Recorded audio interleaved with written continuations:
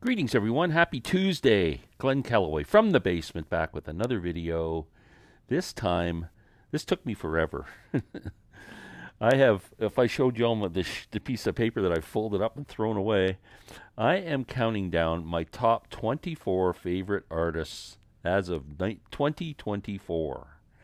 All-time favorite. This was, oh my God. You have no idea how many times I've switched some of these around. Unbelievable. Let's start with number 24. These are all different genres. All different. That's what made it hard. If I would have stuck to just rock, could have done it easy. Number 24, I'm going to start with a jazz artist from Chicago. One of my favorite albums. Probably the best sounding album I've ever heard in my life is Patricia Barber's Cafe Blue. I love this album. It's... Patricia does some vocals. She's a great piano player. She has a great band. There's kind of some psychedelic stuff in here. There's some just straight jazz.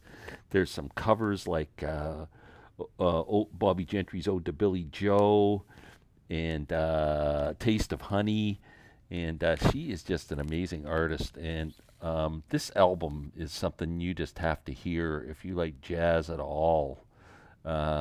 It's phenomenal sounding record.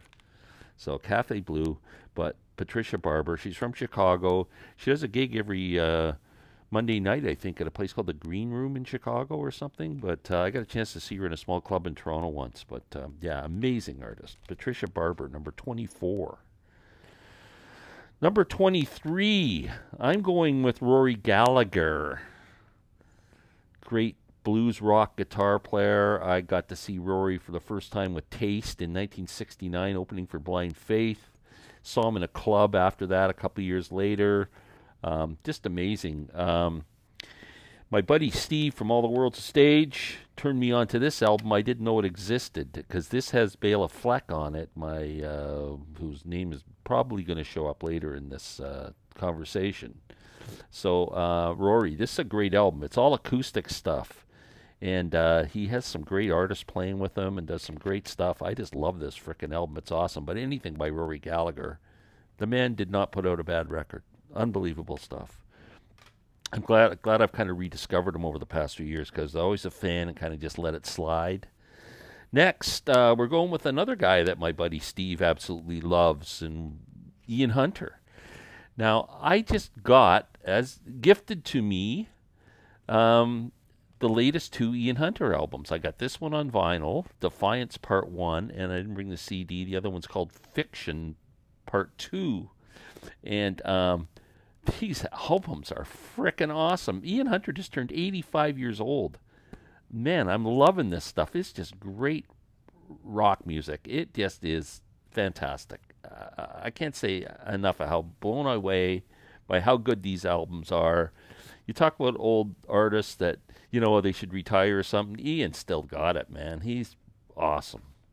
Next, I'm going with another jazz artist from Japan. I absolutely love this woman. Hiromi is her name. And this is her latest album. It's called Sonic Wonderland. It's fantastic.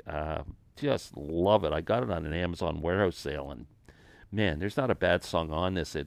There's some experimental type jazz. There's some straight jazz.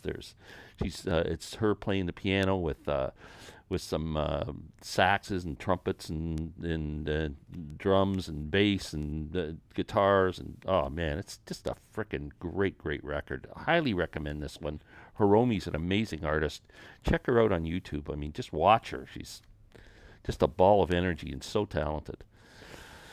Next on the list would be what? How many are we at here? I always lose track of my number. I got 24, 23, 22, 21. This is number 20.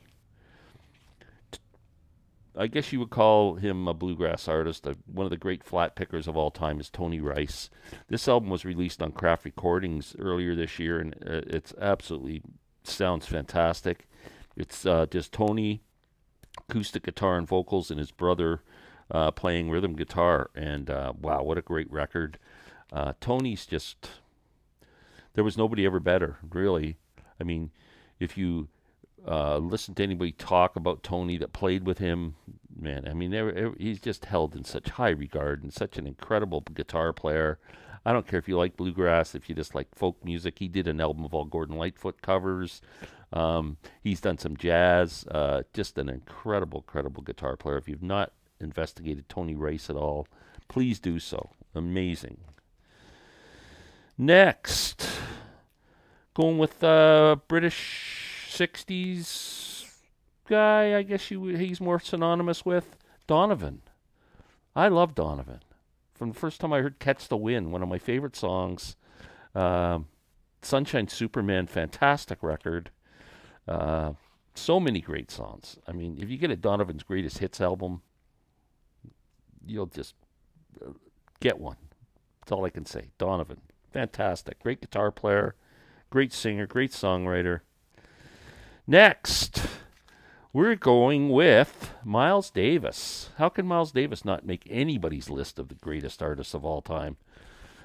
This is my favorite Miles Davis album, Jack Johnson, but there's so many. Kind of Blue, Bitches Brew, On the Corner,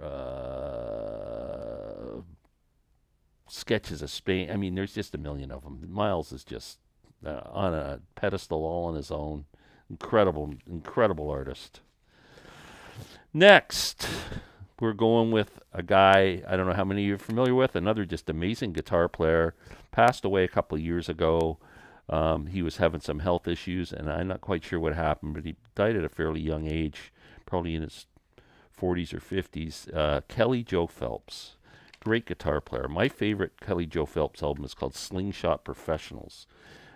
This is really a good album. It's singer-songwriter-ish with a touch of blues, and just, oh man, it's such a great record. This is his first album called Lead Me On, which is a total acoustic blues album, finger-picked blues, just a slide, and oh man, fantastic record, Lead Me On. A live album called Tap the Red Cane Whirlwind. I got to see Kelly Joe a couple times. He was incredible. He's got a great voice and just fantastic artist. Fantastic. Next, Earl Scruggs, a legend. Earl just had his 100th birthday celebration in January of this year. Unfortunately, Earl wasn't there to celebrate. He passed away a few years ago, but a true legend, a true pioneer. Basically, I'm saying invented, but it's close to it. Invented a three-finger picking style, or at least made it famous, brought it to a mass audience. And Earl was I mean, there isn't anybody, I don't care what instrument you play or whatever, doesn't appreciate the genius of Earl Scruggs. I mean, the man was a true pioneer, amazing inspiration to me for sure. Next, blues. You can almost say about this guy, Muddy Waters. If you ever heard this folk singer album, talk about that Patricia Barber album, the Cafe Blue sounding great. Oh my God, this is right behind it. This is an incredible record. But anything Muddy does is incredible. I mean, the guy was just amazing and such an influence on so many people. And wow, just incredible. Muddy Waters. Next, how many have I got left? Excuse me.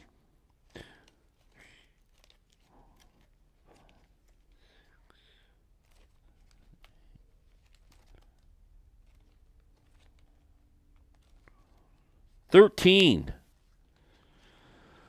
Arthur Brown, The Crazy World of Arthur Brown, Arthur Brown's Galactic Zoo Dossier. Anything Arthur Brown is fantastic in my opinion. I love this man. I love his music. This is a top 10 album of all time for me. Galactic Zoo Dossier. Actually, Arthur signed this, which is very cool. It came on some nice splattered vinyl too. But what an album. This is great. Arthur's just incredible. I am the god of hellfire. That was his first big hit. I bring you fire. But, man, if you've never heard Galactic Zoo Dossier, what an album.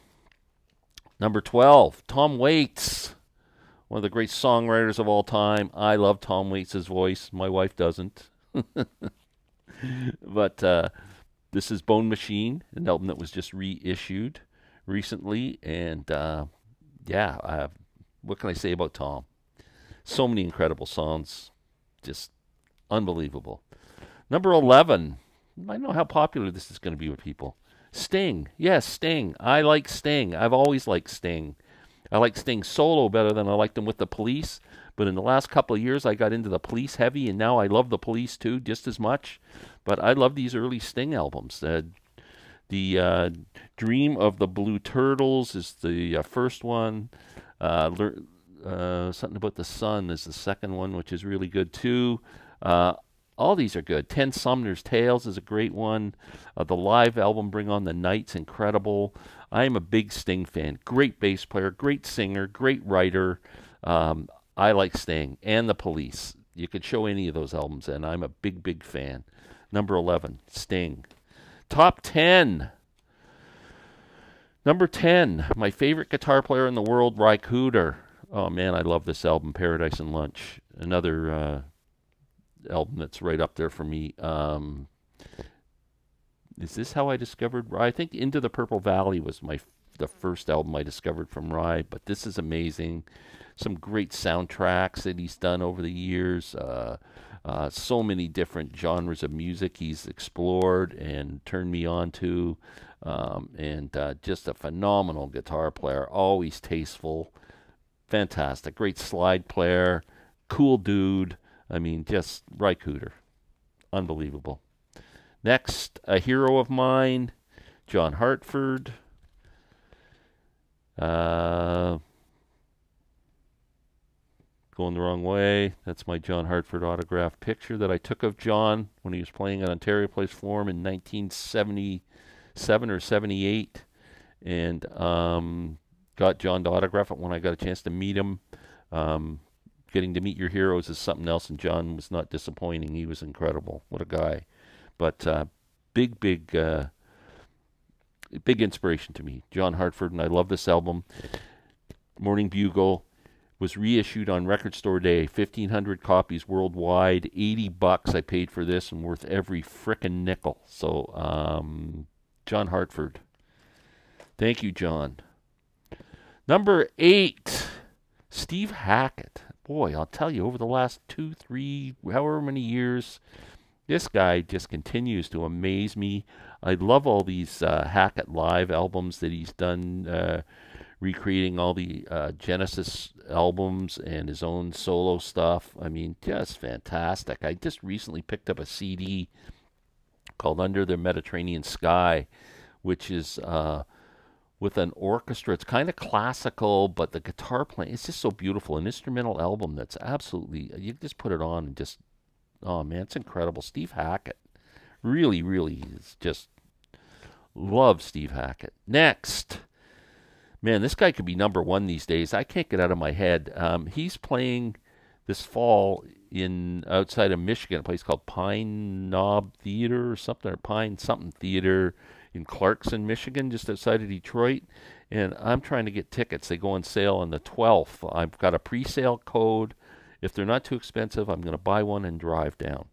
Billy Strings.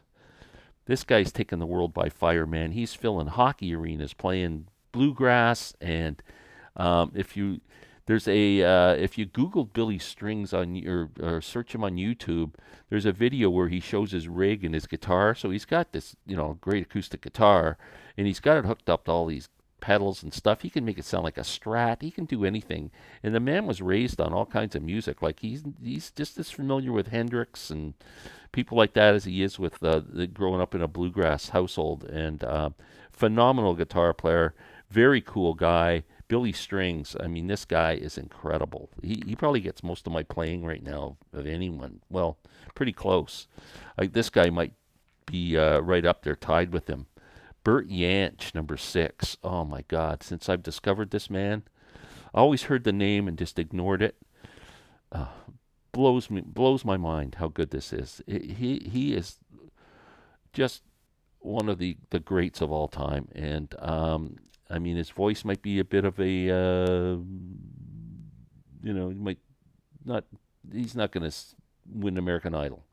But wow, what a guitar player! I have not heard anything that I don't like. Nothing. I've got a box set. I've got a bunch of records. I got stuff with Pentangle. This guy, between him and Billy Strings, my record player's pretty much used up. Number 5, David Bowie. Wow. I mean, what is it, 2-3 years ago now that Larry lent me this album on a CD exchange a couple of years ago, and I went, oh my God, man, I got to start getting back into Bowie. And just he never had a bad album. I don't care. Maybe those Tin Machine albums, I never heard them, but I'm telling you, Bowie, even his weak albums have great tracks on them. Just a genius. David Bowie. I love this Low album so much. My favorite Bowie album. But, oh man, just such a respect for David Bowie. Number 4, Jerry Garcia, right behind me, man. Another hero, musical hero. Just the coolest guy that ever lived, in my opinion. And his solo albums are great. The Jerry Garcia Band, the Grateful Dead. I mean, just phenomenal stuff. Jerry Garcia, number 4. Number 3, you wear this hat for a reason. Hot Rats. Frank Zappa is number 3. Incredible. Incredible. What can I say? Just June 21st, they're releasing another Zappa box set. This one, 1968, from the Whiskey A Go-Go with the original Mothers of Invention. And that's the time I saw them live, was right around that time. So I'm really kind of excited about that. But this is my favorite Zappa album among many. Man was a genius. Another one. Number 2. I had him down as number 1, but I have one artist that is just the greatest ever, and that's number 1. So number 2 is Bela Fleck. I mean, this man has since I've been aware of Bela since 1979, I think, when his first album Crossing the Tracks came out, and he was in a band called Spectrum. Even then, he was delving into jazz and playing Chick Corea stuff. He eventually became friends with Chick Corea. They did 2 or 3 albums together, and Chick died last year, I think. And Bela had some stuff in recordings that they hadn't released, and this just came out this year. It's called Remembrance, and it is an incredible record. Piano and banjo, but 2 absolute masters of their instruments playing together. Give this album a listen. It's fantastic. It's so inspiring. I mean, these guys are just incredible. But Bela Fleck, Chick Corea could have been on my list too. But Bela, thank you so much for, like, what, 40-some years of just nothing but inspiration and joy. Thank you. Number 1, it's Mr. D, Bob Dylan. Come on. And the guy just keeps getting better with age. He just turned 83. And there's rumors he'll put another album out. If it's as good as Rough and Rowdy Ways, I'm gonna freak.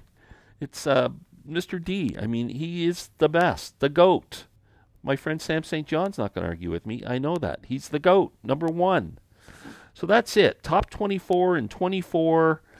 I know there's a few obscure ones there, but hopefully that makes it a bit interesting. And thanks for watching. Let me know some of the ones you like, and maybe some of the ones on my list where you might check them out, or that you can't stand and you're going to cross them off. Anyway, give me some thumbs. Thank you. Have a great day.